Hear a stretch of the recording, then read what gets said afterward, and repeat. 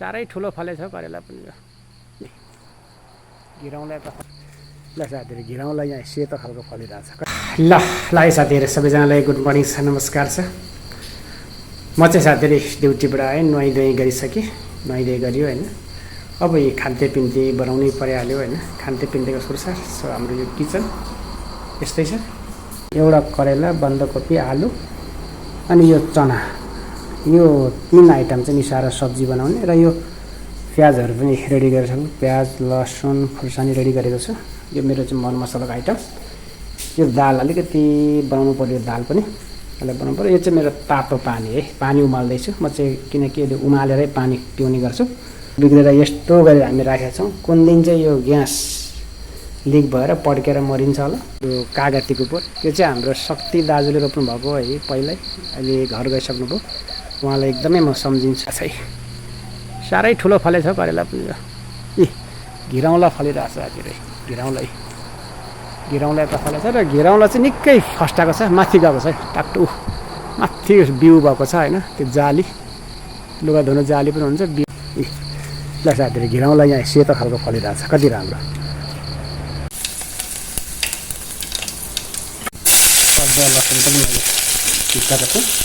प्याज पनि हाल्दै मुसुरी दालको लागि हो आज यसरी बनाउनु पर्यो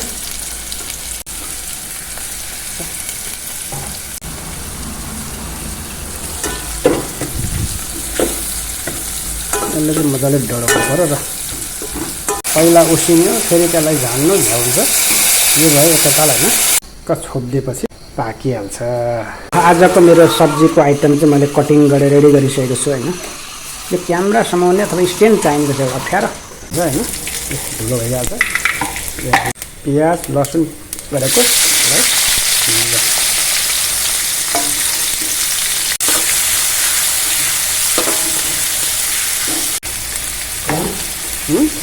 तातो हुन्जेल चाहिँ मजाले गर्नु पर्यो अनि मात्रै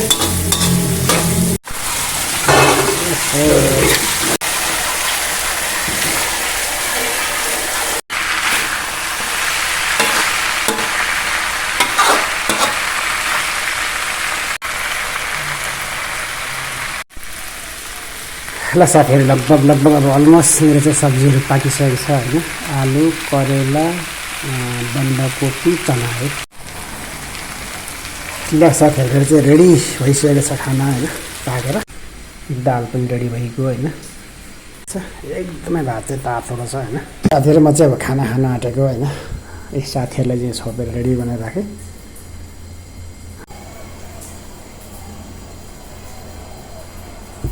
ल तपाईँहरू हेर्दैन होला म खाँदै गर्छु ल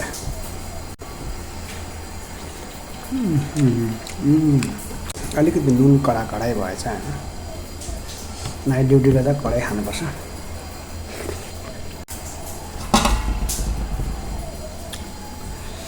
यो पनिरमा लगाएको झन् मिठो हुन्छ क्या यस्तो त म त एउटै खाँदैन नि त